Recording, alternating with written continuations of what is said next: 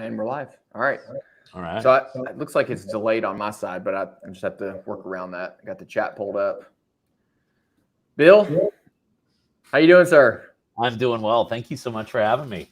Man, I'm excited to have this conversation. There's been a lot that's been going on at the court level, the Supreme Court level. So I'm really interested in your analysis I think on we that. ought to disclose something to the viewers, which is you and I routinely geek out together. We've had a lot of conversations about things. You pick my brain, I pick your brain about stuff. So this is not something that's going to be foreign to you and I. It's just everyone else is going to have to see the sausage be made now, I guess. Right? And you had a birthday the other day, and I think you said you turned 40. You turned 40. I did. It was the 15th anniversary of my 40th birthday. So gotcha. Yeah, thank you for that. Happy birthday! Happy birthday! So let's talk about this real quick. So a lot of what we've talked about is what's been going on at the Supreme Court level, and you have the ATF that seems to be just overreaching. Not seems to be, they're overreaching continuously on what they're allowed to do from what it seems to me. And can you talk about, like, real briefly, like how are they able to do that? Like, what gives them the power to be able to make all these rulings, and like, can we maybe start with that and then go into like some of these other things? No, it's kind of, I guess we'll go back to our kind of schoolhouse rock, basic structures of government. So how can the ATF do this? The answer is they can't. And that is why they have been systematically shot down these last several months when you take a look at all of their rules. Now, the funny thing is that the Second Amendment has not been the saving grace in any one of these rulemaking orders. As a matter of fact, the court has never even so much as even really gotten into a Second Amendment analysis whatsoever, because it's not so much what the ATF was doing. The problem was how they were doing it, right? That's where the problem lies. So really it comes back to, like I say, it's schoolhouse rock stuff. It's basic governmental functions, okay? We got 3 branches of government, and there's the Article 1 branch, which is to pass all the laws. And again, if Congress wants to ban bump stocks, if Congress wants to delegate more authority to the ATF so they can regulate 80% lowers, or if Congress wants to expand the definition of what it means to be engaged in the business of being an FFL, they can do so. They can go ahead and pass laws, and there could be challenges to the constitutionality of that actual law, but we would never be able to challenge really the manner in which the law went into effect, because it would have been done through representative government, shockingly, exactly how we set things up back when we ratified our Constitution. Instead, what we're doing, and this is, although it's been used ad nauseum by this presidential administration, let us all remember that the genie was let out of the bottle in the previous presidential administration. And it's where either they don't want to take on the task of trying to get Congress to pass gun laws, or Congress is too feckless to really do anything. Then what they do is they turn the ATF loose like some kind of attack dog, just let it get off the leash and say, hey, I want you to go in and just change the definition of things by reinterpreting stuff. That's what happened with the bump stock ban. The ATF had been on board with bump stocks forever. And suddenly there's a horrific shooting in Las Vegas. Congress likely could have acted, but whatever reason, the president at that time chose to just turn the ATF loose. First time that playbook was ever developed. It's been used over and over and over by the current presidential administration. Yeah, and this is the danger of, this, what I call this political myopia, where when it's your guy in power, you're okay with, or I'm generalizing, but a lot of people, when it's their guy in power, they're okay with him doing executive orders or whatever. But then the danger of that is it's going to be abused by the other side, because it's being abused by that person. So we have a system in place for a reason, and it's separation of powers, checks and balances, and it's supposed to be slow and clunky, as far as I understand, and a little ugly. Yeah, a little ugly. And again, let's go back. Let's take ourselves back in our time machine and go back to the time in which we were establishing our country. Okay, do we honestly think that we intended to create this massive administrative state in which one individual would be able to wield the power of the president across all of these regulatory agencies?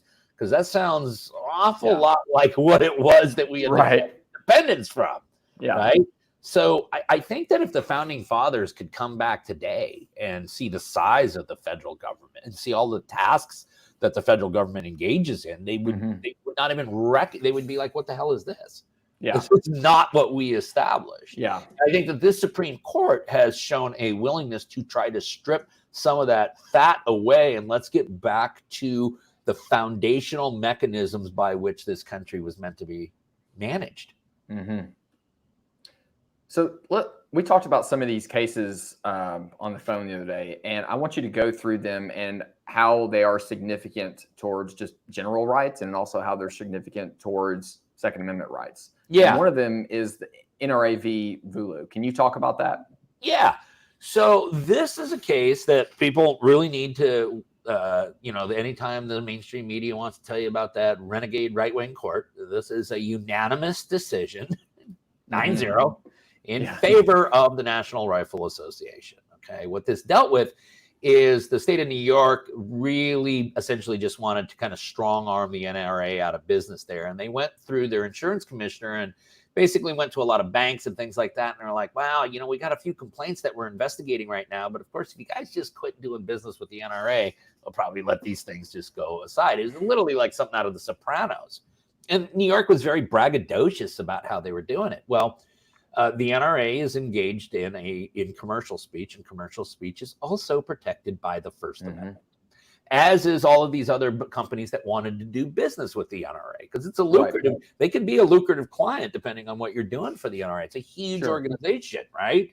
And so what the court came in, every justice, even Justice Brown Jackson, who's really shown to be the lightweight of the bench so far, but everyone agreed that that was a violation of the NRA's First Amendment rights of commercial free speech, as well as all the other institutions that had been affected by the state of New York. So huge win because it talks about how really government actors cannot be out there using the power of their office to persuade private industry. So for those people who live in states, my state, for example, where you have an attorney general that's far too politically active, the Rob Bontas of the world, the Kwame Raouls in Illinois, and the Letitia Jameses of New York and places like that. Yeah, this case should serve as a wake-up call to all of them. But again, you go search out that opinion, you'll never even see the Second Amendment even mentioned in it once.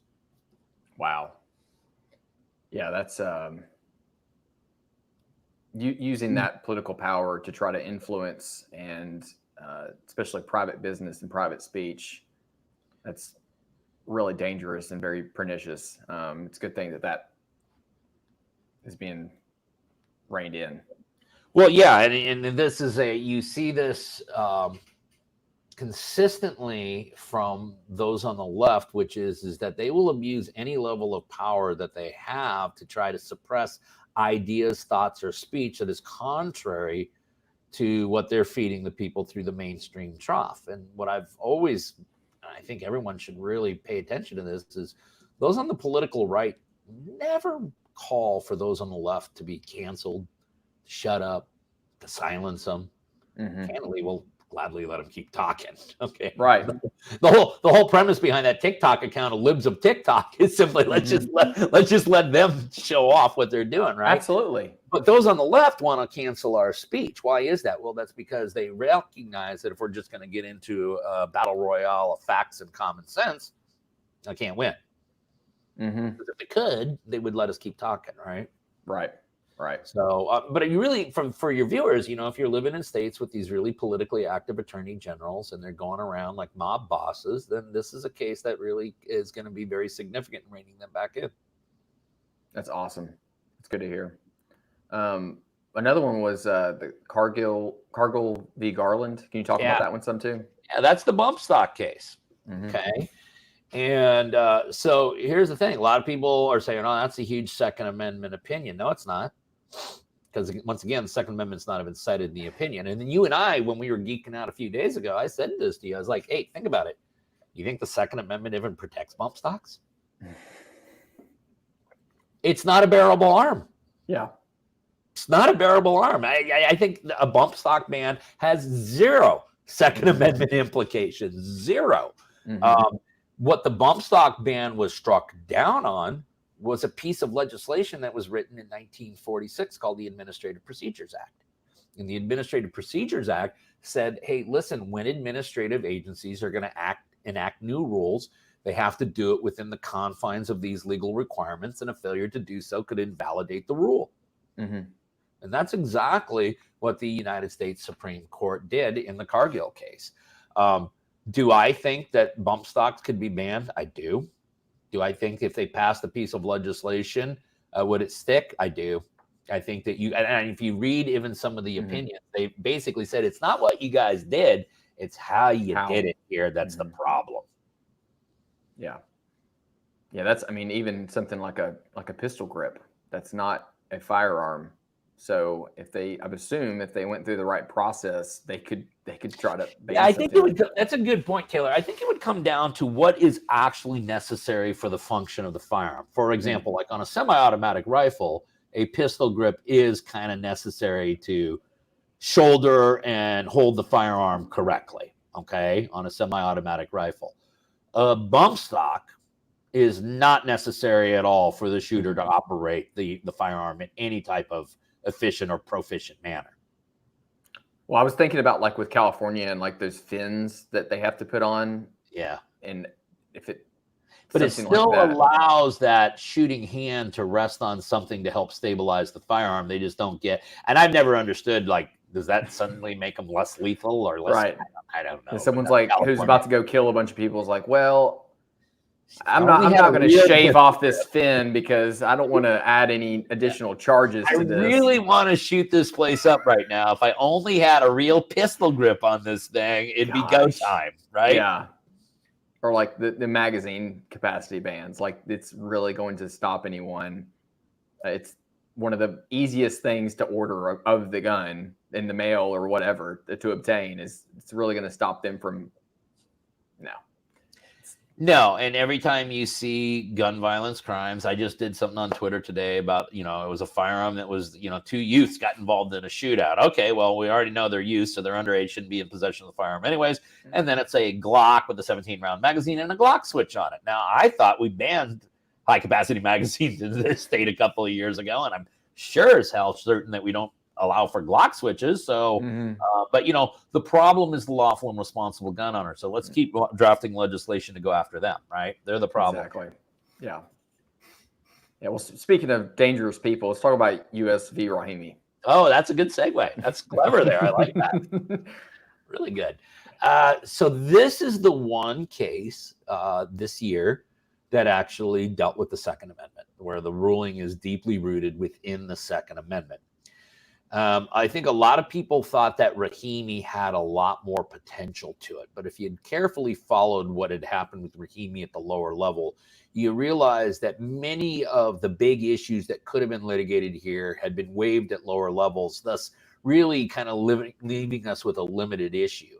And really the limited issue is do we as a nation have a historical tradition of allowing disarmament of people that we believe to be dangerous?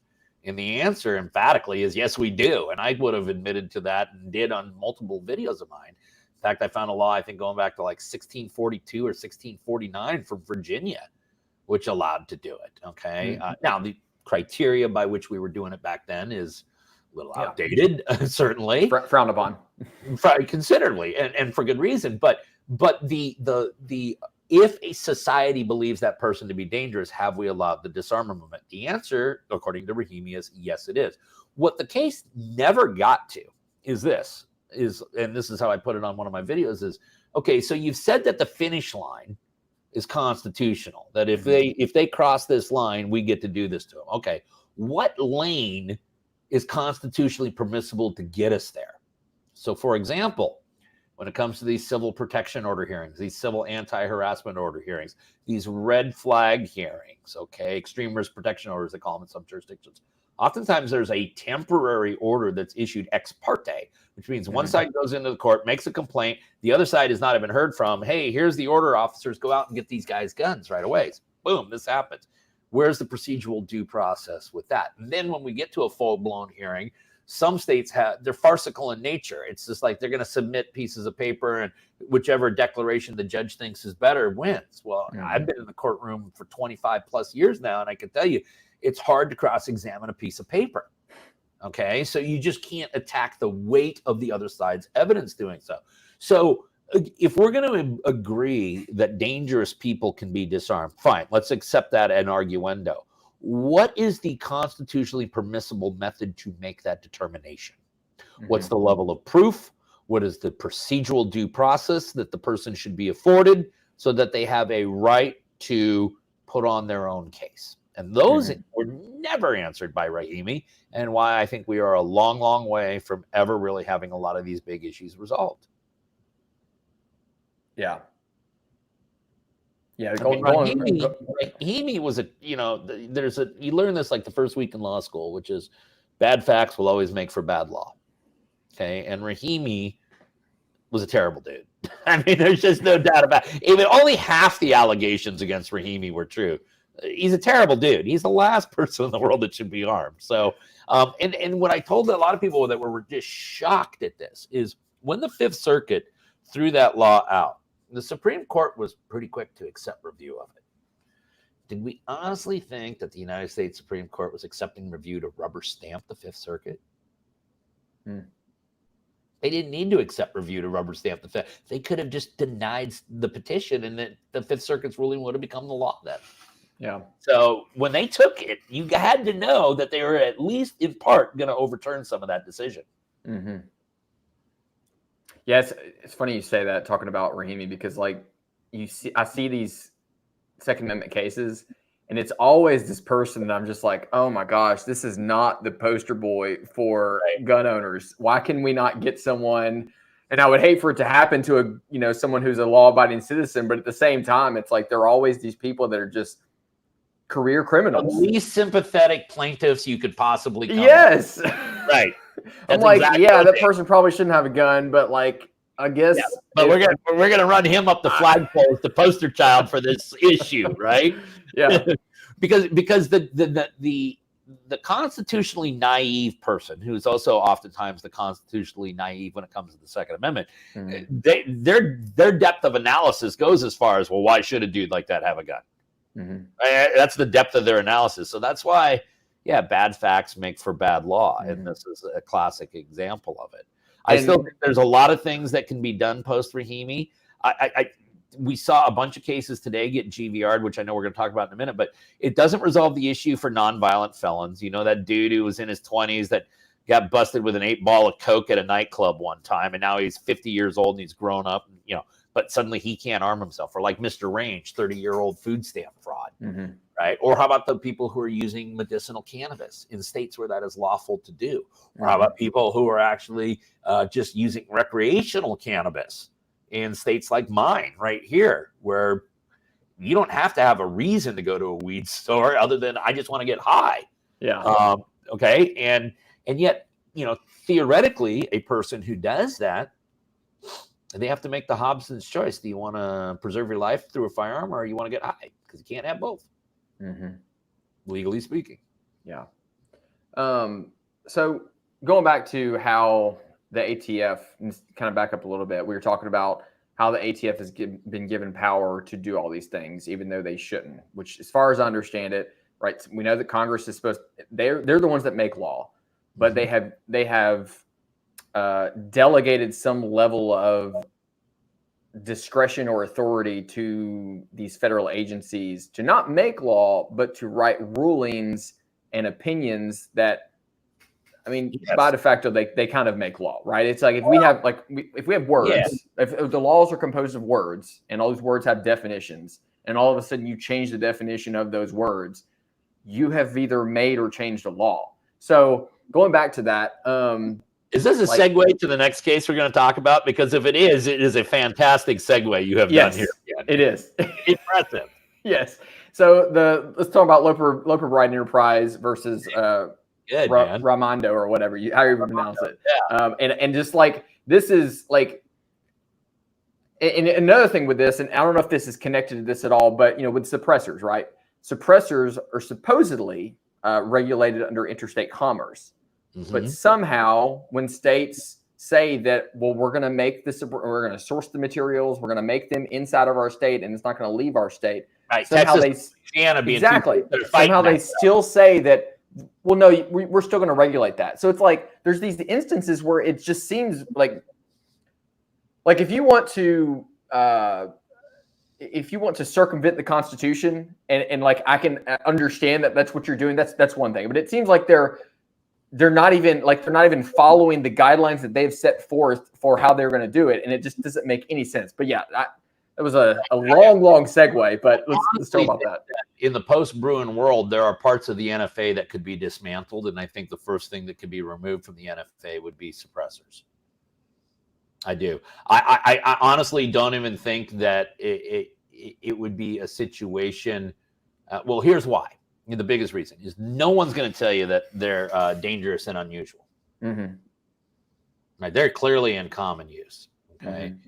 And while maybe back in the day in 1934 when we passed the National Firearms Act, maybe the mafia was using them, people use them now for hearing protection. Mm-hmm. Okay. And so I do believe that there's no historical analog that would keep suppressors within the NFA. Now, I think when we get to short barrel shotguns and some of the automatic weapons, I think we might have a little bit more problem trying to strip those back from the NFA. But yeah, you brought up a really good point. The entire national fire, hell, the ATF in general was created as a division of the IRS. That's it. The ATF was created to go out and collect taxes on alcohol, tobacco, and firearms. Yeah. That's okay. Now, what's happened is for years and years, Congress and the courts were willing to say, God, we've created all these huge government agencies, and they're tasked with enforcing all of these regulatory laws within their particular industries. So let's just give them some more responsibility, and we'll just kind of let the fox guard the hen house. We'll let these administrative agencies actually interpret the meaning of the laws that we Congress passed. And sometimes they might even, just do a 180 as to how they interpret things. Never heard of that before, right? Mm-hmm. All right. Now, this has been going on for 40 plus years, and there was a legal doctrine called the Chevron Deference, and it comes from a case that dealt with oil spills and all kinds of environmental impacts involving, obviously, the Chevron Oil Company, okay?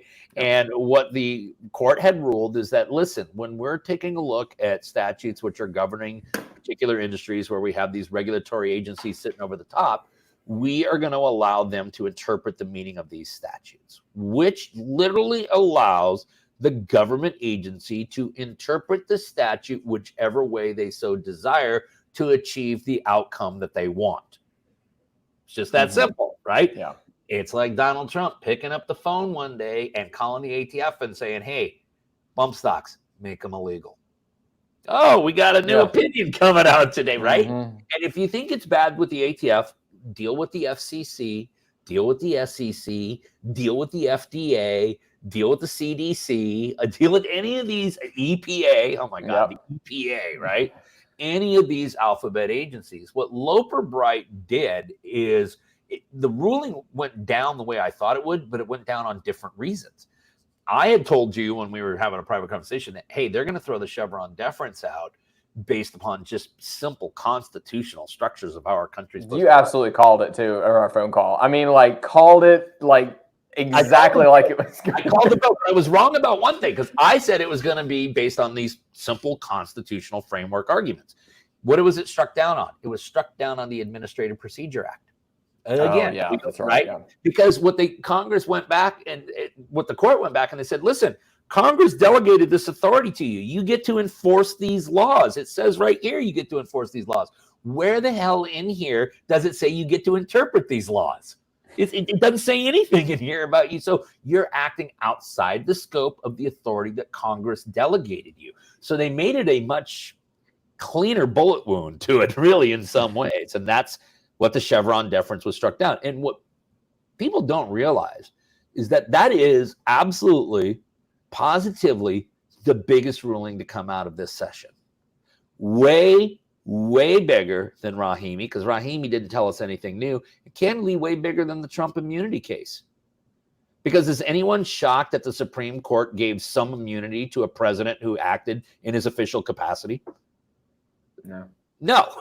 Of course, any president, even this current president, would have immunity for much of what he does while acting within his official capacity. So that ruling, I know there's people flipping out about it. That ruling, nobody stuck their neck out on that one. Yeah. Yeah. And so with the Chevron deference, as far as I understand it and how it was used, and I'm going to recap a lot of things that you said, it's because with certain industries like oil and gas, for example, because that's what it was from, Chevron, the company. It's very technical. It's a very technical field. And so for Congress to stay abreast of all the advancements and everything that's going on, it's almost too much. And so they were like, well, these guys, the EPA, they're the subject matter experts. We'll let them decide because it's just too much for us to keep with. And it's just easier. It's more of a streamlined regulation process. Is that kind of the logic behind? Well, I think what it was is it was Congress just not wanting to deal with it. Because I have no problem with Congress consulting with people within these agencies if they're trying to draft new legislation to make sure that the technical terms and the technology, right, that's all good. What they ended up doing, though, is allowing these agencies to say, hey, once Congress passes these laws, we're going to kind of decide what the words that Congress used means. Okay. And that's where the court went in and said, no, that's our job. That's our job. Congress never delegated any authority through the Administrative Procedure Act for agencies to go out and interpret the meaning of laws.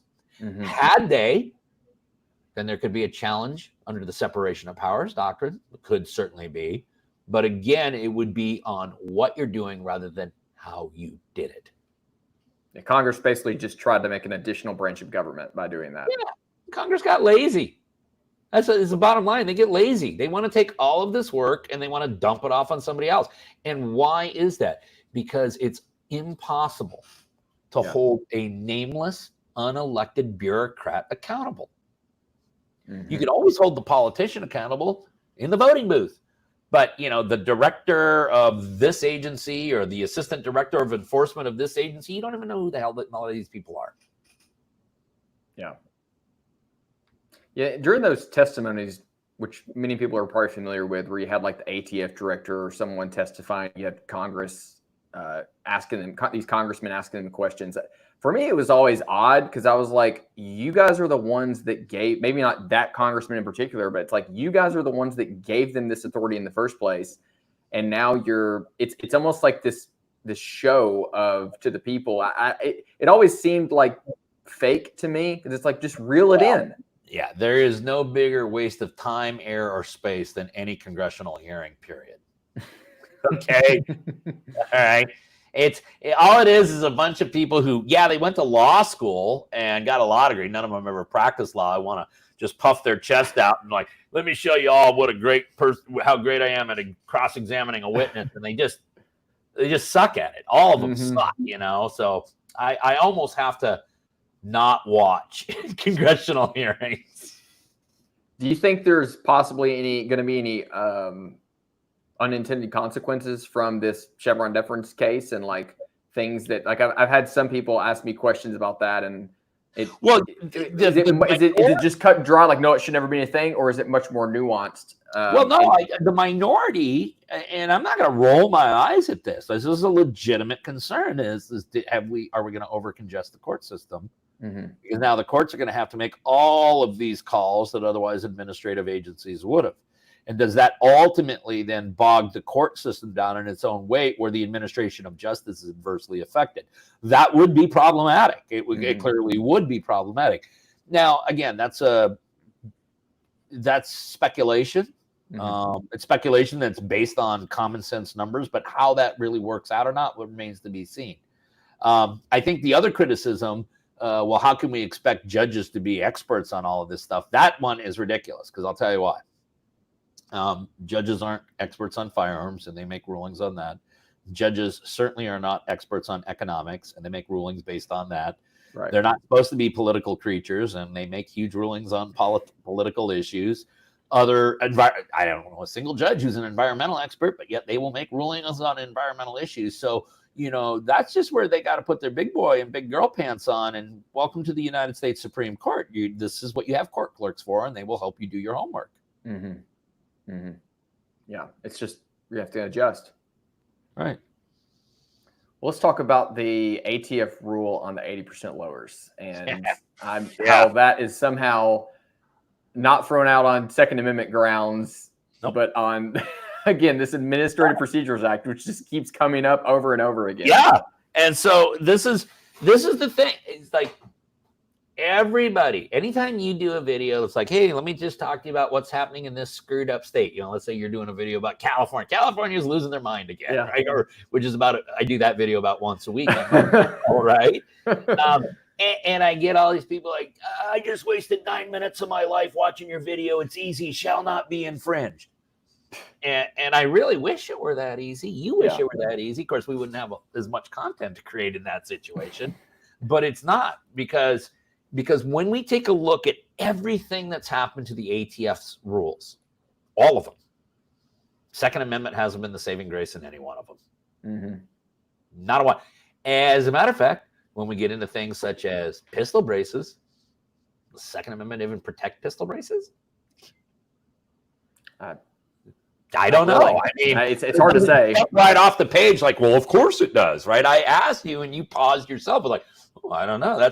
And so that gives you an idea that there's going to be a lot more than just the Second Amendment protects you from what they do. Everything else protects you from how they do it. And that's sometimes the most effective argument. Okay. So because it's almost like, okay, does the Second Amendment protect rifle slings? I mean, probably considered an accoutrement. Right. So, but what we found with the rule on 80% lowers is that once again, Congress has delegated authority to the ATF that you get to regulate firearms. And then, shockingly, they have defined what is a firearm. Okay, it's a statutory definition, and it involves both a definition of what would be a completed firearm and various platforms of a completed firearm. And they've also further defined frames and receivers and how they fit within the definition of a firearm. And that clearly, absolutely positively, the ATF has statutory authority to regulate that.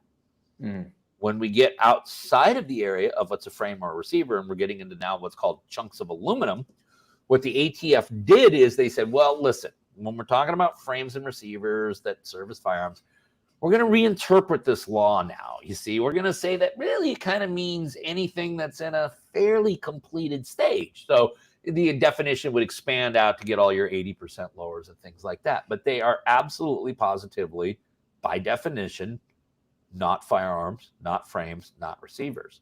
So where the court said came down again is it's like, listen, under the Administrative Procedures Act, you have statutory authority to regulate firearms. You are now out trying to regulate chunks of aluminum. You have been given no authority to do so. And for that reason, the proper remedy is what's called vacator, which is the rule is thrown out and we act as though it never existed. So let's talk about we'll take slings, for example. If someone wanted to ban slings, and I picked this because that's not a thing right now, but if someone wanted to, what process would it have to go through in order for them to ban slings? Like Congress just passed a law like slings are illegal. Write a statute. Yep. Yeah. And then again, that we could get into all sorts, but would the Second Amendment protect a sling? I don't believe so.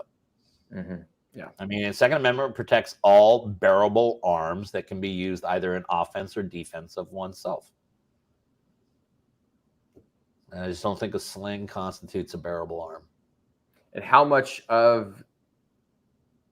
See, I think that, again, is a barrel considered a bearable arm? Like at what point is... I do, because I think that there's that's required there are obviously ancillary rights associated with certain components in order to make the right meaningful. So does the Second Amendment protect the right to have access to ammunition? Of course it does. Does the Second Amendment protect you to a barrel and access to triggers and things like that? Yes, all of which are absolutely essential for the functioning of the firearm. Magazines. Can magazines as a whole be banned? Absolutely not, because to do so would render all semi-automatic handguns inoperable, right? Right. Or turn some into like single shots, which Yeah. whatever, right?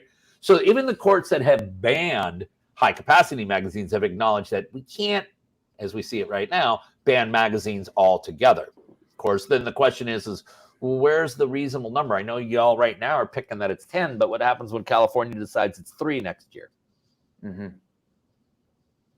Yeah, because it's always going to, I mean, slippery slope is real. They're always going to creep a Yeah, little it's a bit further slippery and further. slope, but it's a slope that we know what's at the bottom of the pit, which is complete civilian disarmament, because that's what they want. Yeah. Yeah. So let's talk. And with the pistol braces, again, it was the same with the pistol brace rule again. It was the APA, Administrative Procedures Act, or Administrative Procedures Act. Yeah. They had a little bit more of a technical argument again under the APA. It's called the logical outgrowth argument. I'm not going to bore your viewers with all of that, but once again, it came down to as simple as, well, Congress has defined what a rifle is. Congress has defined what a short barrel rifle is. Congress has given ATF a bunch of authority to regulate both of those in varying manners, whether it's a rifle or a short barrel rifle. We don't see any statutory authority here for you to suddenly reinterpret a pistol with an attached stabilizing brace, a rule that they had originally said, no problem, right? Advisory opinion, no problem. And then we're going to change our mind just like that. And that's the dangers. That is the dangers of when you turn this over to an executive agency, because that change can be made overnight. If Congress is going to want to change the law, hey, someone's going to have to introduce a bill, and then there's going to be hearings, and the public's going to get to comment, and there's going to be open debate about it, okay? And there's going to be open votes over the whole thing, and you can hold people accountable for how they voted on that issue. You know, that's the way we set it up. But just some nameless bureaucrat in office makes a phone call and says, I want you to write up a new advisory opinion and say, as of right now, bump stocks are illegal, unlawful. They're machine guns. That's what happened in one instance. Yeah.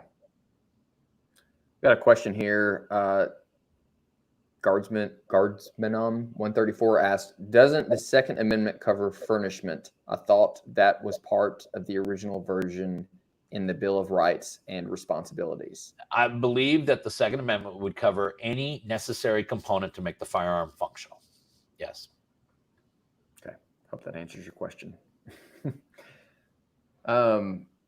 Next one. And this is one that I think affects a lot of people, even though they don't realize it affects them. And that is the ATF rule on FFL and what it means to be engaged in business. Yeah. Yeah. This is, when I was doing the videos on this one, I was a little disappointed in the lack of views that I was getting, not because I think I'm out there just doing amazingly great work or anything like that. It's that this to me was a rule that really could affect a lot of people in a horribly negative way. Yeah. Okay. Because there's a lot of people who get out on arms list and gun broker and all of that stuff. And, you know, sometimes you only have a budget for a collection of a certain size. Sometimes you only have enough real estate at your home for a collection of a certain size. So if you want to get something into the collection, you might have to sell something out of the collection. And there are millions of lawful, responsible Americans doing that every day.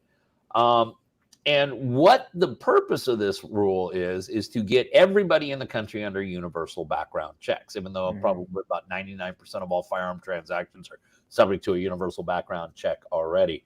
But the rule used to be, hey, listen, if you're doing this and you're just dabbling a little bit, not a big deal. But if you're doing it predominantly as your form of business, then you are an FFL, you need to be licensed, okay? They watered that rule way down to basically say if one of the reasons you're doing it might be to earn profit, might be to attempt to earn profit, which means, as you know, listen, if you're selling a used gun on Gunbroker, you're not making any profit on it. Right. You're not. Marginal. Unless you got a collector's item or something like that. But if it's just you want to be, it's an everyday carry that I don't need anymore, I'm going to sell it. Yeah, it's like selling a car, man. You're going to sell it for less than you bought it for. Yeah. Right. And I've had several people ask me that are kind of trying to get into guns, and they've asked, are like, hey, I've heard someone's trying to sell something, and I'm like, hey, look, I'm not an attorney. I don't know this, but just keep in mind that I don't know what's going on with this ruling, but you might want to look into this before you purchase anything or make any sales, because this is what I want your viewers to really understand about this rule. This rule has been enjoined under the Administrative Procedure Act again, okay? But this rule has only been enjoined for people who live in certain states or are members of certain organizations. And I can pull that list up, but I know it's like Louisiana, Texas, Mississippi, a large Second Amendment organization in Tennessee, and a couple of others, okay? So the rule's not enjoined for the whole country. So if you are a person who dabbles out there in gun broker or arms list, I really just want you to be really careful right now, because this is a rule that the ATF has a really bad history of enforcing a little too much. And if you don't believe me, what was the crime that Randy Weaver was accused of? Selling a shotgun without an FFL, right? And then what did David Koresh? What was David Koresh brought down for, right? What did they say? Because he's had all that weird stuff going on in there? No, it was because he'd sold firearms without being an FFL. And then Brian Manilowski, the guy who was the executive director there of that airport in Arkansas, that was the crime they killed him for. So, the ATF has a bad history of over-enforcing this rule. So I just brought all your viewers to just be really conscientious while the dust settles. And I'm not trying to squelch business on these platforms, because I think Arms List and Gun Broker and a lot of they do great work out there. They really do. But as the consumer out there, I'd be just a little leery. I think the ATF's out there scanning this stuff, and a lot of people are still living under the purview of this rule, which will ultimately be struck down because, once again, they've exceeded their statutory authority. Congress defined what an FFL is. Now the ATF wants to redefine it. So it's going to get struck down on Administrative Procedure Acts again, which means of all the things that we've talked about so far, Taylor, we've talked about the Second Amendment on one of them. Mm-hmm. It's not as cut and dry as we'd like it to be. As we want it to be, right? Mm-hmm. Let's see. Guardsman commented, by that nature, a sling is a necessary component for the stowage for porter of a firearm, maybe port arms of a firearm. Therefore, a sling would in fact be covered. Okay. Maybe. Depends on what the courts decide on that. Do not see the United States Supreme Court taking up a case on gunslings in the near future, though. I'll have to take that video out of my out of your content planning calendar. Your shooting schedule, and pull that one out of the shooting schedule. So let's see. I had some other questions here about. Yeah, let's go back to this interstate commerce and the suppressors, and I want to touch on that a little bit more. Again, how does that happen? It seems very clear cut. If the suppressor is made inside the state and it doesn't do any interstate commerce, then it shouldn't be regulated. But how in the world is it regulated? Where's all the raw material come from? Okay, so is that what it's? Here's the thing. I think that if you had a situation where all the raw material, it's all mined, produced, everything, every molecule in that comes from that state, then there can be no, and it's only available to people in that state, right? Made in Texas, manufactured in Texas, material from Texas, only available to Texas residents. Mm-hmm. What is the interstate commerce at that point? Mm-hmm. But if you take a look at the Commerce Clause, and it's something you learn in law school, and it's the most boring crap you ever learn when you're there, because you're like, ooh, constitutional law. We're going to learn about the First Amendment. We're going to learn about the Fourth Amendment. This is going to be awesome. And then they start, we're going to spend the first 2 weeks on the Commerce Clause. And you're like, what the heck is the Commerce Clause, man? And what it really is, it's the big, gigantic vacuum cleaner that allows the federal government to get their fingers in on anything that involves commerce crossing state lines, which when you think about it, in the country that we live in, almost all forms of commerce cross state lines. Take a look at legalized cannabis. One of the ways that the states have been able to do what they do and avoid federal issues is what? It's all produced inside the state. And only available to those in the state. That's right. So in Washington's cannabis industry, which has been a very lucrative industry for people. The marijuana is cultivated, grown, harvested, processed, everything in the state of Washington. It is sold exclusively inside the state of Washington. It is packaged inside the state of Washington.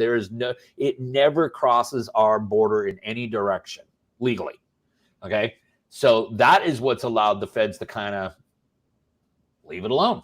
Mm-hmm. If you had a bunch of Washington pot dealers start shipping their products to Idaho, oh, there'd be a big problem. There'd be a big problem then. Yeah, that's interesting. So you think that if someone was able to do that, able to mine and ore the materials inside the state, but even then, it's like, how do you show and prove that? I think suppressors could be removed from the NFA on just a basic, simple text and historical analysis on this. I really do.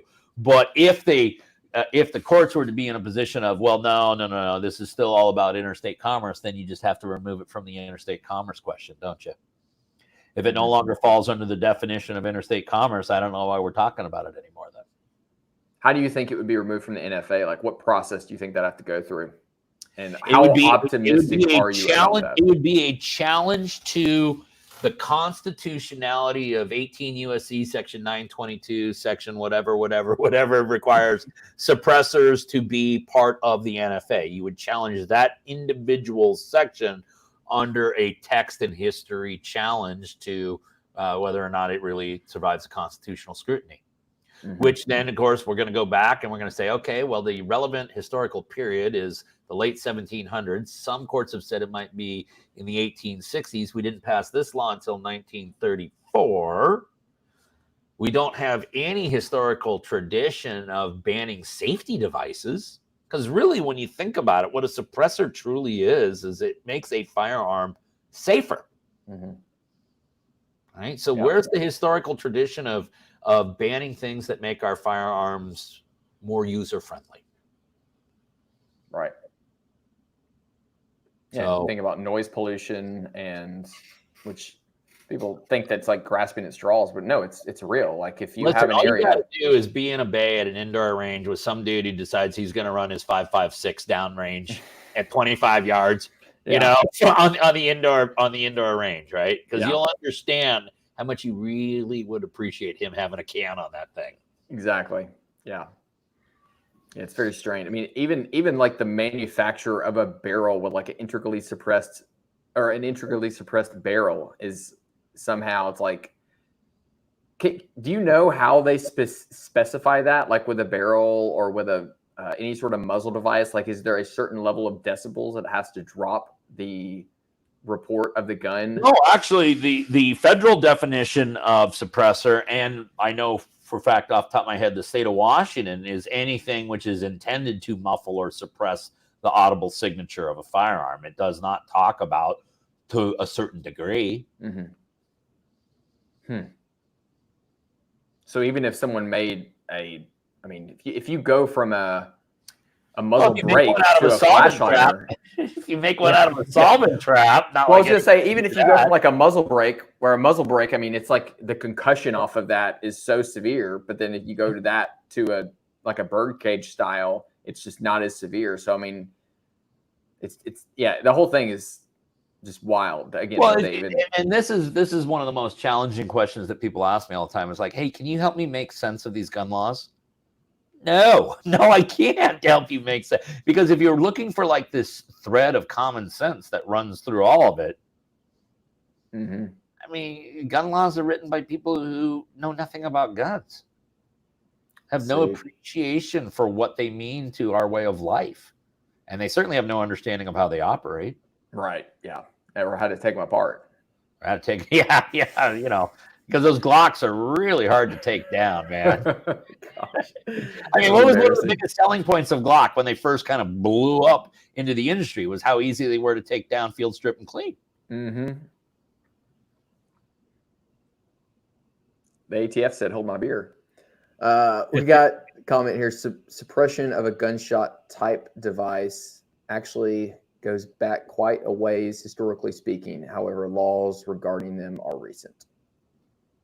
Yeah, I mean, suppressors have been around for quite a while. I don't know how long, but Well, we know they were around sometime before 1934. Otherwise, there would have been no need to ban them, right? True. Yeah. And they must have been quite prevalent for them to actually have the need to ban them. So I'm guessing somewhere, and yes, do I get that they became popular amongst the mafia? Yeah. Why do we think they became popular amongst the mafia, by the way? Probably to protect their own hearing. Yeah. Think about it. They're not walking around with plugs in like, hey, I got a whack job I got to do on this guy. Can I get some eyes and ears real quick? I don't want to disturb his neighbors. Give me my eyes and ears. Let's go. Does a blast shield count as a suppressor? Think about it. You're not hearing the full blast from the report.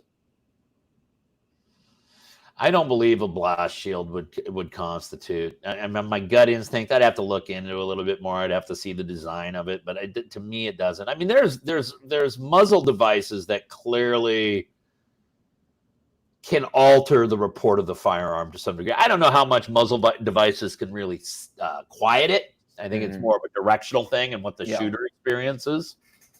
I mean, a good muzzle device, the shooter's is just the nirvana. It's everyone left and right of them.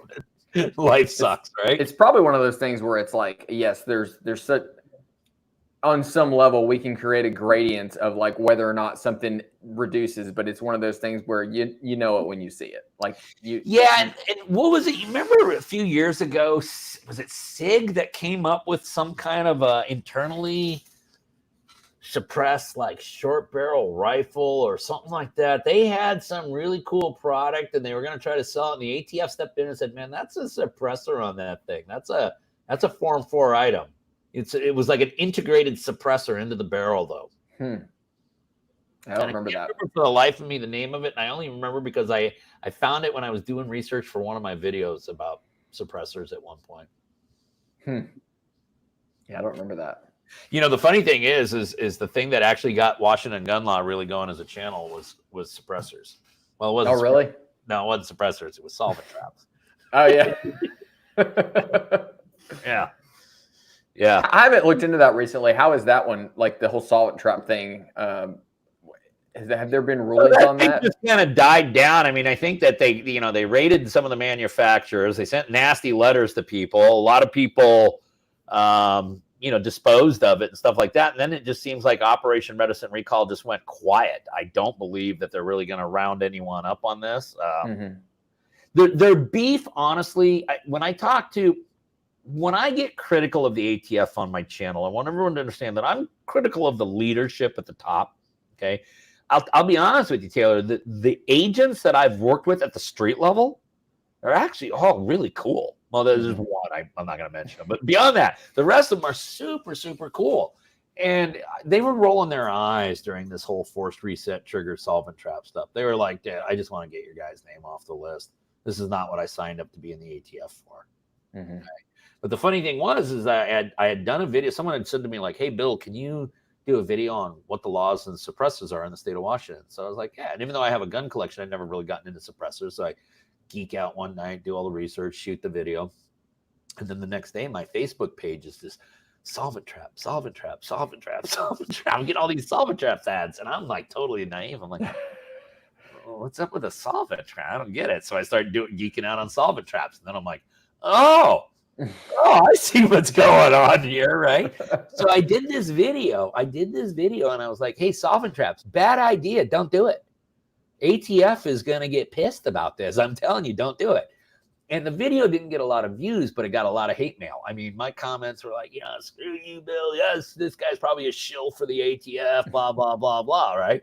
And one of the things I said in the video is, hey, listen, don't be surprised if you get a nasty letter or knock on the door a year from now. Well, fast forward about 9 months later, I get these alerts from YouTube that, hey, this video is just like blowing up. It's got like 30,000 views in a day. It's like, what the hell's going on? Well, unbeknownst to me, what had happened is that ATF had raided Diversified Machine. They got the shipping manifestos of everyone who bought solvent traps, and they sent them all nasty letters saying, hey, we think you have an unlawful suppressor. We need to talk to you. And when I did that first video of, hey, here's the do's and don'ts about talking to the ATF, and the biggest thing is don't talk to the ATF, let a lawyer do that for you. That was the first time I just had a video kind of boom, blow up on a national level. And I was like, oh, Okay, Wow. so there's an audience for this. Man. Yeah, that'd be a scary experience to get you know, a letter from them and be like, oh, what do I do? Yeah, I know it is a scary experience, but then again, it's also an experience like, dude, when you were buying that solvent trap, what the hell did you think you were doing? Though, I mean, you kind of sometimes I get it where people they get burned, but it's like, man, you were playing with an awful lot of fire. I mean, why are you so surprised that you got burned here?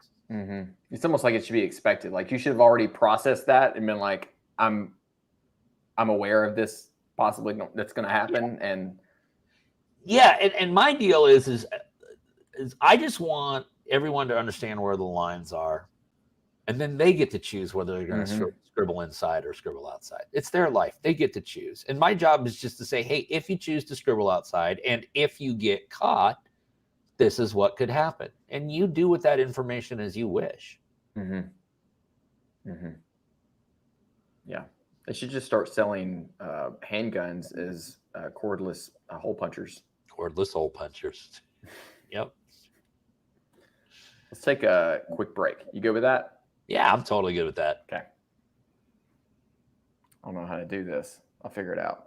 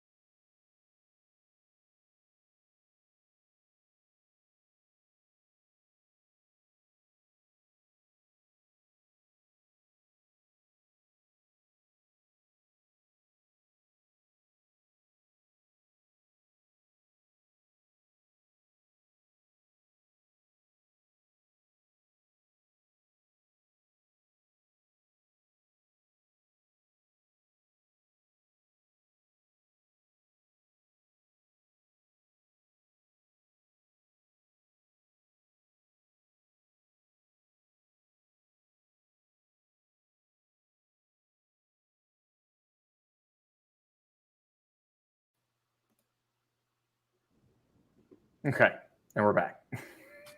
I had the menu closed, and I was like, "Oh crap! I don't know how to put us back up." Sorry, guys, technical difficulties.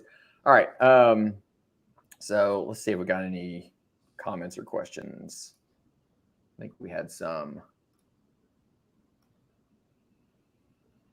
And Someone said while you're retarded. pulling those up right now, just let you know that we did just about an hour ago got a video out. So if your viewers want to kind of go over all the cases that were either accepted, denied, or GVR'd today out of the United States Supreme Court that might be relevant to our topics of discussion, I put a video up there that kind of goes over all of that.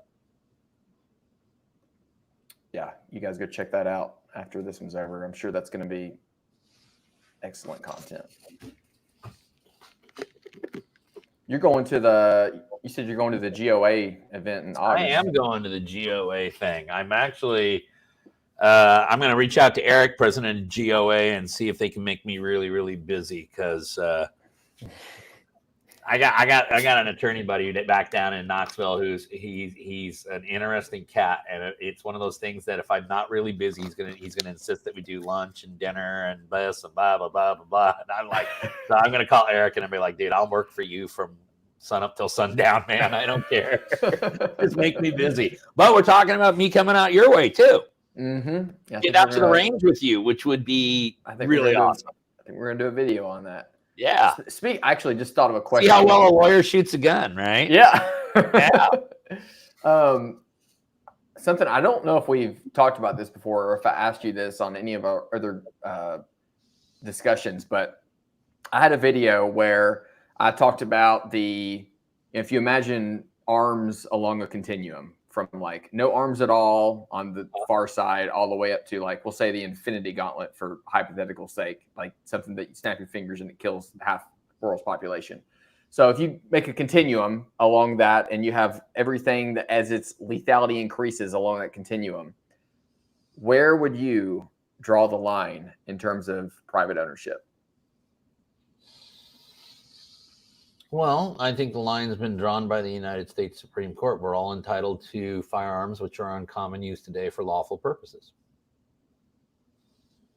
Really that simple. Mm-hmm. The semi-automatic rifle is the most popular long gun on the planet right now. Certainly the most popular long gun in the United States of America. It is in common use. If you take a look at how many assault weapons, semi-automatic rifles are owned by Americans and how many are actually used in crimes, mm-hmm. It is absolutely marginal. Possessed for lawful purposes. Mm-hmm. Yeah, absolutely. I mean, what does a semi-automatic rifle account for in an annual year in the amount of gun violence in this country? 1%? Very low percentage.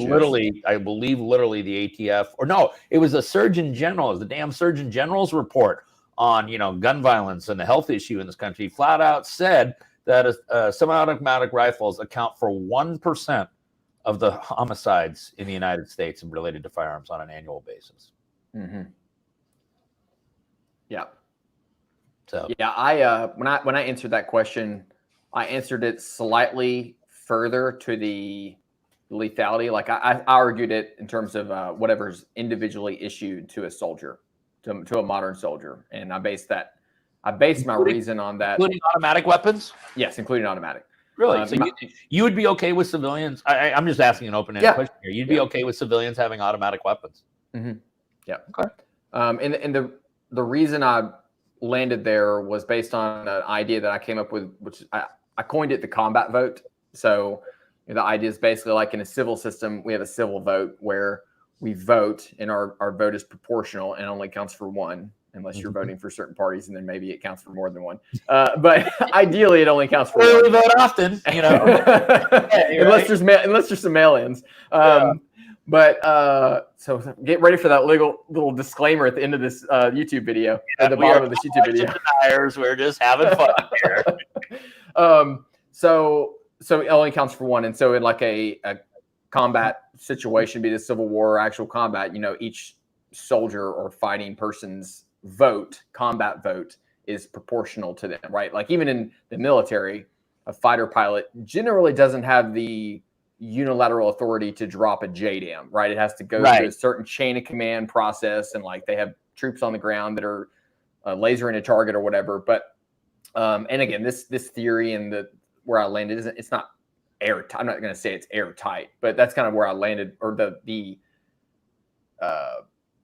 philosophical way I went about answering that question was the idea of like a combat vote. And so let me give you a legal angle on that, a historical angle on that may actually support your position. I don't know if I'm in agreement with that, but I will say that there could be a pretty good argument in favor of it, and that's this. If you go back and you take a look at historically, why did we have the Second Amendment? We had Second Amendment so that the citizens could form militias. Okay, it's not exclusive. That's why the citizen is given the right to keep and bear arms. Right. And really, if you take a look at early Second Amendment views, it wasn't that we protected the right. It was you were expected to have a gun. In fact, if you didn't, it would be like, the hell's the matter with you? Right. And that gun would been something that would have been useful for militia service. And one would think, and you're a former soldier. I'm not. You're a former Marine.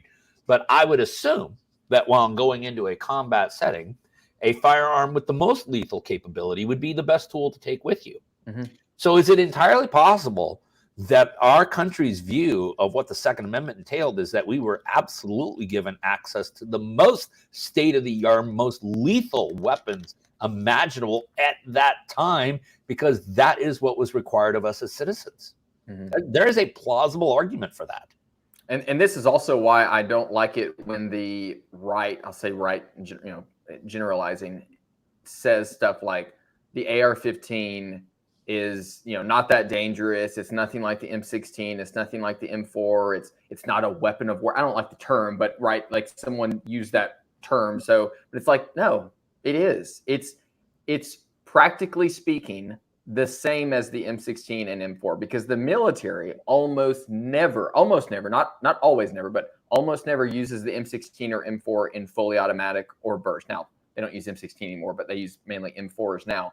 But they almost never. It's always semi-automatic fire. And so they're using M16s and M4s like AR-15s. Correct me if I'm wrong.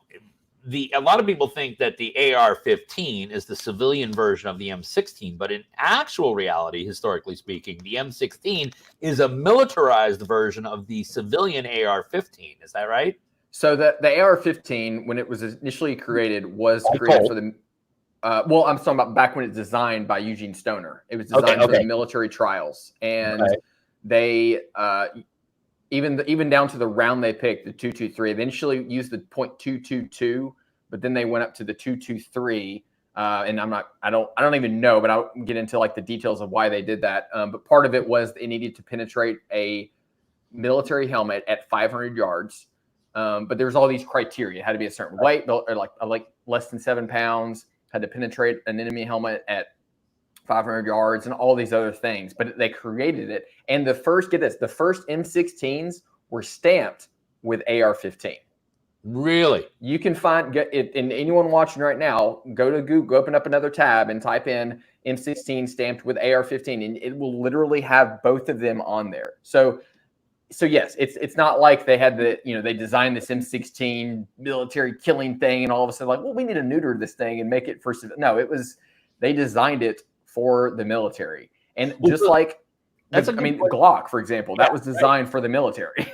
Yeah. So let me ask you this too, because they make this big deal when you read like the Seventh Circuit. And the Seventh Circuit is like, well, this is really no different than the fully automatic M16. And I get that there are uses for fully automatic weapons in combat situations. But as I understand, talking to other former Marines and stuff, again, I don't understand this, so I'm relying on your expertise. The use of full auto fire has significantly decreased in military operations based upon research and what actually they find makes for better marksmanship. And that really beyond suppressive fire, there's not a lot of other usefulness for full auto fire. What's your experience? Because I mean, like I say, you've been the military trains on. The military does train with fully automatic, but it's mainly for crew served weapons. So something like the M249 SAW or M240 Bravo or something like that. Those are what are called like crew served weapons, and those are like the belt fed. Like you have a belt of ammunition, and those are used for suppressive fire. And there are instances where people have used the M16s or M4s in either a CQB type setting, or if they just have to use it for fully automatic. But all hell's breaking loose, and it's the lion's share of cases over the past as far as I understand it, the lion's share of cases over the past, 23-year war we had, I would argue that if you could go back in a time machine and replace all of the M16s and M4s with high quality AR-15s, the outcome would have been negligible. You still have the crew serve, right? Still have the crew serve belt-fed weapons. Well, because that's necessary for the actual operations that you're engaging in, right? Right, but it bugs me when people say, "Well, you don't really have, the AR-15. It's not that dangerous. It's just a modern sporting rifle." It's like, okay, guys, the Second Amendment protects military-grade weapons, right? So you're creating a cognitive dissonance when you say that we need these types of weapons. We need these AR-15 weapons to suppress tyranny, but they're not military-grade weapons. It's like, oh, okay, well then they're not going to be very good at suppressing tyranny. Mm-hmm. And so it's this cognitive dissonance that gets created. It's like, just be honest about what it is and stop allowing one side to set the terms for the debate. And then you're like always back on your heels. Man, oh, no, it's not that. It's like, no, just say, yeah, it is. Now, that's not as PC. Really, if you take a look at like what Justice Thomas wrote today in denying the petitions on the Illinois assault weapon ban case, he basically said, hey, listen, I know the Seventh Circuit wants to make a big distinction between military and non-military weapons. Second Amendment doesn't make that distinction. Mm-hmm. Right. It doesn't. And you think about it. If the Second Amendment only protected non-military weapons, are you saying that we could pass federal legislation then to ban to disarm our military? So all the stuff that I get to own, that's protected by the Second Amendment. All the stuff you used as a Marine, okay, to fight for my country and our freedoms, apparently is not protected. That's how the Seventh Circuit sees things. So one would have thought that maybe the United States Supreme Court would have taken that case, but I'm going to let it percolate a little bit more. Yeah. Let's talk about that too, and like how can you touch on the process for how something goes to the Supreme Court? Because I think a lot of people, I had one constitutional law class, but it's been a while, and just really briefly how that process works. All of these Seventh Circuit cases were only decided by a 3-judge panel, and so they will go back and they will request en banc review from the full Seventh Circuit. I believe one of these cases had already done so, and that's been denied. If the Seventh Circuit were to completely deny each and every one of those cases an en banc review, at that point, those cases would be finalized and they would be more mature, like the Supreme Court would want them to be.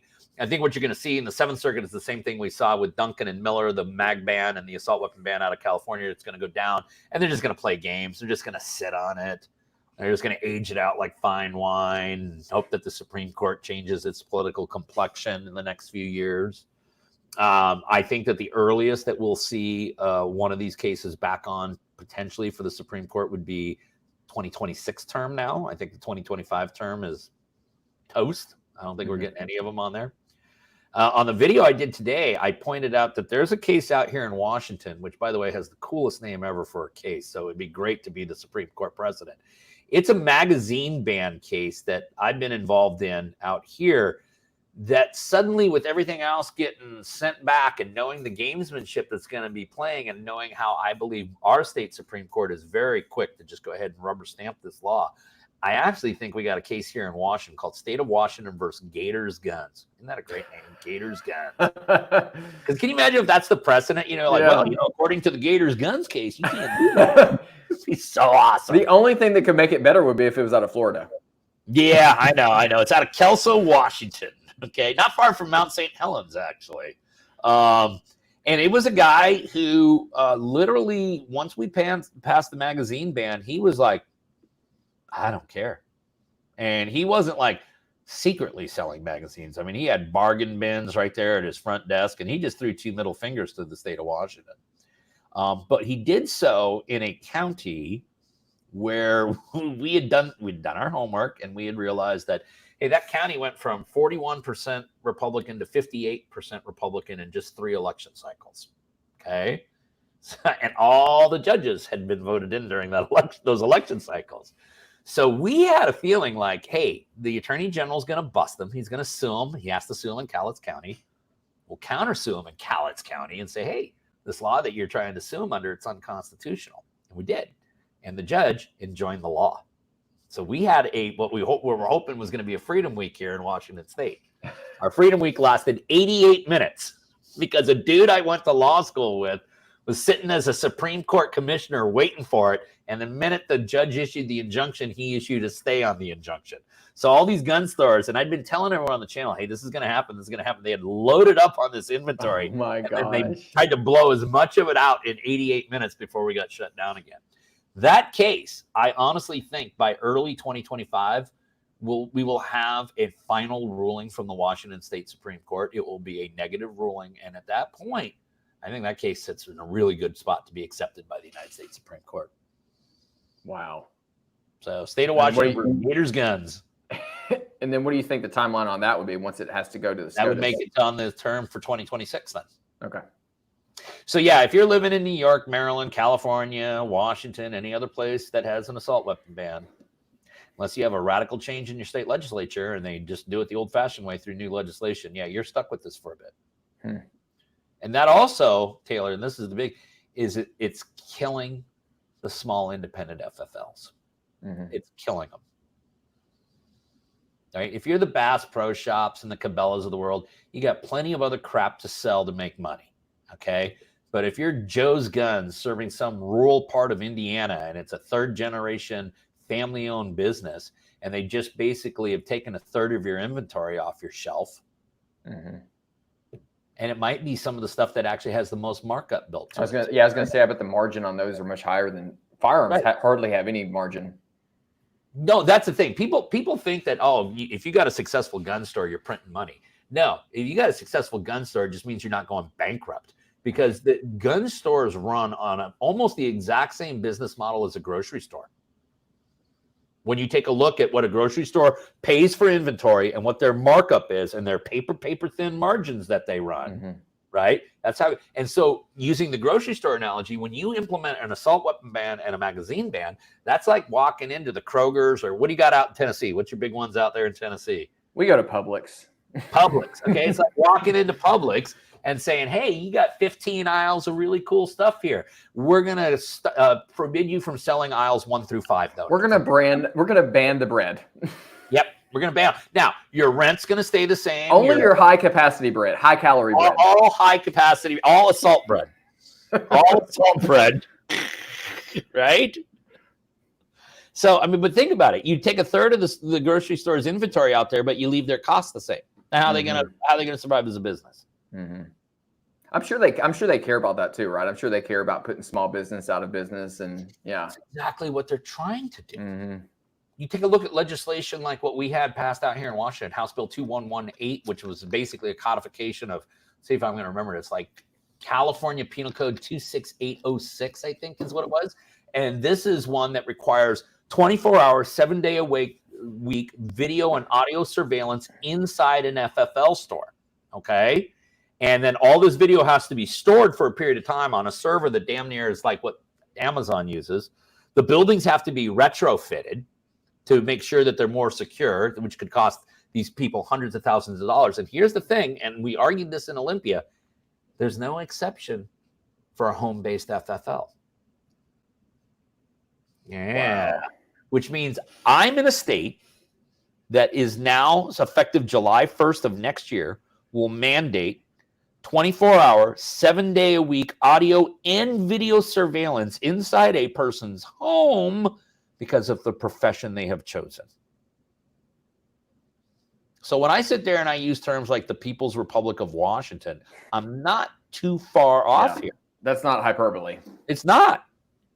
No, it's not. And where I want like the viewers of you out there in Tennessee, okay, there was some crazy gun control legislation that was kicked around by, you guys got a couple of state representatives out there that are, they like to make a lot of noise. Now, the numbers in Tennessee right now were such that when that legislation was brought up, it was like, why don't you go outside and throw rocks at the moon? It's not going to happen in Tennessee, right? In the year 2024, it's not. But you got to watch it. You got to watch it. And right now, the secret is out about Tennessee is a little bit like my neighboring state over here, Idaho, right? The secret's out. It's a great place to live. And they let you live free like an American there. So your state's rapidly growing. And you've got to watch the way your state grows. Yeah. Okay. Because I remember I grew up in Seattle, Washington. I remember when we were the biggest little city. And then all of a sudden, the tech industry blew up here in Seattle, the Microsofts and the Amazons and all of that just whoosh, and all the Californians came in. It was cool at first because they brought all their money. And so property values went up, all these new businesses. It was awesome. It became a big city. But they brought all their terrible politics with them.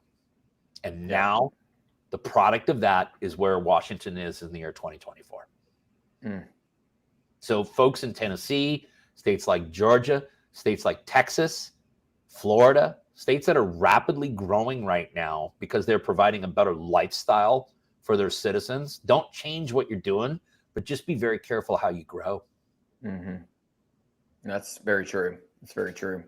Talking about the Chevron deference again, one of the questions I had was, or a buddy had was, what do you think we'll say the other side is going to do? Like, it's hard to say other side on this one because it's not as clear cut as that. I mean, it's got like a lot of nuance in it, but in terms of the people that are maybe in favor of Chevron deference and they want to undermine the ruling, how do you see that going? Or well, do the you only see way that that being could be possible? done is there would have to be, if the Democrats controlled both the Senate and the House, they could start rewriting or amending the Administrative Procedure Act. They could start amending statutes and passing large omnibus bills and things like that would then statutorily provide more authority to these administrative agencies to start doing these functions. And there might be other challenges that could be made at that point. Again, going back more to the constitutional structural challenges that could be made, but the manner in which that would be implemented wouldn't be really subject to challenge then. Okay. So do I think that the Democrats want to get as much authority to the executive branch as possible? It seems that way. Which is odd considering that they're worried that the potential future president might suddenly become a dictator. I'm not quite certain how that all reconciles, but don't let common sense get in the way of your arguments, right? Yeah. Man, yeah. Talk about that a little bit. The one that happened yesterday with the immunity from official capacities. Okay. So here's the thing. This is one of the most common questions that I get on my channel in the comment section. Can't we just sue these legislators for passing unconstitutional laws? Okay. And the answer is no, you can't. No, you can't, because they have immunity in their official capacities. Okay. Especially when they're doing functions that are considered within the core functions of that office that they hold. And it's important that we have those immunities because, well, candidly, we could sue Joe Biden when he comes out of office for violation of the Alien and Sedition Acts. He's literally supported an invasion of our country. Alejandro Mayorkas right now could be charged with Alien and Sedition Acts. He could certainly be charged with any statute for dereliction of duty, but he's immune to it. And it's important that we have those immunities because we cannot have a chilling effect on our elected leaders' ability to lead. You don't want a president saying, listen, I really think this is a bold step. We need to do it. But I'm afraid that if we do it, I'm going to get sued when I'm the ex-president. Okay. So for people to think that the Supreme Court handed to Donald Trump something that he didn't have prior to that ruling, no, they didn't. They basically said he's got immunity for all acts he conducted as president of the United States. I would expect the same thing if there was a similar challenge to Joe Biden's presidency or to Barack Obama's presidency, okay, or to George W. Bush's presidency, which was riddled with some decisions that were, in hindsight, very questionable decisions. Right? Can you compare this and this type of immunity to something like qualified immunity that police have? And like, is it kind of the same thing or not? It's very simple. It's again, if you are acting within the reasonable scope of your duties, and you can have oopsies, and you know that police officers sometimes have oopsies, right?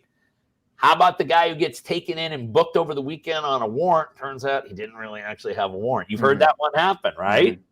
Now, did the cop act in a nefarious way? Was he just being a bad actor and was like, I don't care, throw him in the cannon? No, he justifiably relied upon records that he does in his normal course of duties, and he acted well within the scope of his employment. In good faith. He's subjected to civil liability for that. Even though his decision-making is questionable, right? Now, once we get outside the scope of our duties, like, for example, excessive force, your department, when you are law enforcement, you are authorized to use certain force depending on certain situations. You are also probably required to try to de-escalate before you use force. So if you're operating within the confines of your training and how you're supposed to do things and people end up getting injured, that's kind of one of those FAFO moments for them, right? But if you just take it from 0 to 60 like that, ignoring all of your de-escalation training and things like that, well, now that's how you could subject yourself to civil liability, because you're beginning to act outside the scope of your employment. Yeah, and that makes sense. And it makes sense to me in that regard. And it also makes sense to me in the elected officials too, right? As long as you're acting in good faith, which I think that's the key here.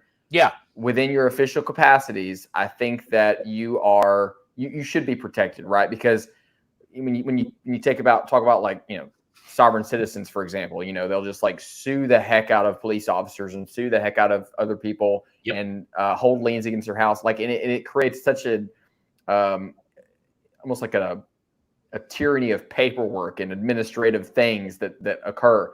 However, when talking about the politicians, right? So if we have a politician who decides I'm going to try to pass a bill to make it illegal to say certain things. Let's say this bill is a clear violation of the First Amendment, right? Like, yes, okay, let's say that even though this person goes through the correct channels to try to pass this bill, I still feel like on some level it should be like, okay, you may be acting in your official capacity, but you're clearly doing something that is a violation. Just like as a police officer, if I were to violate someone's Fourth Amendment right, I would be held accountable. Yeah, if I were to do a certain seizure. Legislation that says in the town square, any statement that is Islamic in nature is totally okay, but anything that is Christian in nature, no bueno. That is a crime to go out in prison. So you are absolutely endorsing one religious belief at the expense of another. Clear violation of the First Amendment, right? So if a politician does that though, and they try to do that, there's not, as far as I'm aware, any consequence. Come November, there is elections. Yeah. And of course, that would then depend on having a educated electorate. Okay, and we clearly do not have an educated electorate. I think we struggled with an educated electorate 30 years ago. I think social media has made the electorate way dumber. Yeah. I also think less informed. That's what I should say. I don't think they're dumber, but they are certainly far less informed. Yeah. Well, and I think I said this before. I may have been with you, but I feel like tax day should be the day before election day. And not only that, but I think that this whole thing where you work for an employer and they automatically take out a certain amount of your taxes and you never see it, I don't think that should be a thing. I think just like with small business owners, you should have to, you yourself, take out a certain amount and then go hand either a check or hard cash to the tax office the day before election day. Would you call yourself a conservative, or would you say you're more libertarian? I'm more libertarian leaning. I've noticed that, and because I've noticed there's what I appreciate about it, though, is there's a consistency to your positions. As you've articulated your positions today, there's a real level of consistency, and the consistency is I want government and big business out of people's lives. And I still acknowledge that there's a need for government. I still acknowledge there's a need for government, even government regulation, right? Like even when people tell me they can't, we need speed limits and crap like that. Right. Yes. Well, everyone hates government regulations until they drive under a bridge that collapsed, right? Like it's like there a certain level of regulation have gone into ensuring that the type of concrete they use, the type of reinforcement they use, the engineers that are that have different certifications. Exactly. So yes, I mean it's not full blown libertarian. I don't know what you would call it, but that you understand that government has a need for certain core functions. There are core functions that we all do rely in a civilized society of having government do. Beyond that, that's where government needs to stop. And what we're living in is a society now where I think a lot of politicians have completely lost faith in the individual. That somehow or another, the individual is incapable of governing themselves. For some reason, the individual we should just insulate them from the accountability of their own choices. And I think we're people like you and I that are a little bit more libertarian is like, no, I think every individual has the absolute right to their own manifest destiny. And maybe they succeed, maybe they fail, and most of us will find a combination of the two. Yeah. Right? Yeah. But it's we have to control our own destiny. Yeah. I completely agree. Well, man, this has been awesome. This has been fun. This is a good geek out session, man. Yeah. And I do get to come out there and shoot with you in August, right? Yeah, absolutely. Absolutely. It's gonna be awesome. We'll make a video out of it. Yeah. We'll try to get some content. You'll be like, we'll see if a lawyer can shoot. I see. I think you'll be all right. I think you'll be all right. No, actually, there's funny. I did a video with this FFL over in Moses Lake last year because they're one of the challenges to our assault weapon ban. It's a case called State of Washington versus Guardian Arms. And so one of the main trainers over there took me out to the range just to go play around. He had a bunch of stuff he wanted to show off. And apparently he was doing a video about it, and he'd been talking smack early in the video, like, yeah, I'm going to take the lawyer out to the range. Oh, my gosh. So, listen, I know I don't pull the trigger as good as a former Marine and law enforcement officer, but I've actually done a lot of training. I've done a ton of practice. During the pandemic, I was so bored that I was, and I had stocked up pre-pandemic on ammo. I'd so stocked up that I was at one point doing about 600 rounds a week. That's quite a bit of training, much more than most people do. That's a good amount of training. I was making YouTube videos and running to the range and throwing lead down range all the time. That's all I did with my life. Dude, yeah, that'll be fun.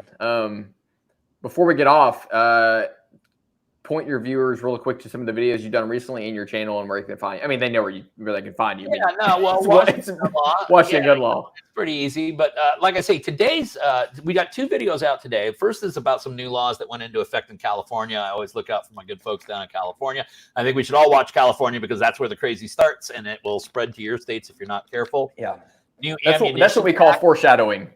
Yeah, exactly. New ammunition tax went into effect July 1, 11% on all guns, gun accessories, and ammunition. All goes to gun violence prevention programs, which when you're in a state like California actually equates to civilian disarmament. And then the other video today was kind of a rehash of all the cases that either got rejected or GVR'd, granted, vacated, and remanded back down to the Supreme Court. And then yesterday's two videos yesterday, one is an interesting one that talks about how Rahimi really didn't change a damn thing. Didn't even answer a question for us. And the other one is for folks in my state. We've had 40 new gun laws passed in Washington State in the last 6 legislative sessions. 40 new gun laws. And we now rank as the 8th most dangerous state in the United States. And when it comes to active shooting situations, we actually were tied for 2nd. And we have set the all-time record for homicides each of the last 3 years. So the video is really like, hey, how well those gun laws working here in Washington? Yeah. Wow. Well, guys, go check him out. Bill, thank you so much for coming on the show. This has been great. Looking forward to. Well, yeah, let me put a plug in for you because hopefully I got some viewers that I told them to come over here. But I've been geeking out on your channel. You're doing really good work. So I encourage all my viewers to subscribe here. This is a good channel. You're going to learn a lot. You put a lot of effort into your videos too. I was talking to you off air. I was like, man, you spend a lot of time editing your stuff. So It looks good. Keep up the good work, man. You're doing God's work. Thank you. I appreciate it, man. I appreciate it. Well, guys, thank you so much for watching. And Bill, thanks again for coming on the show. And as always, train to a higher standard.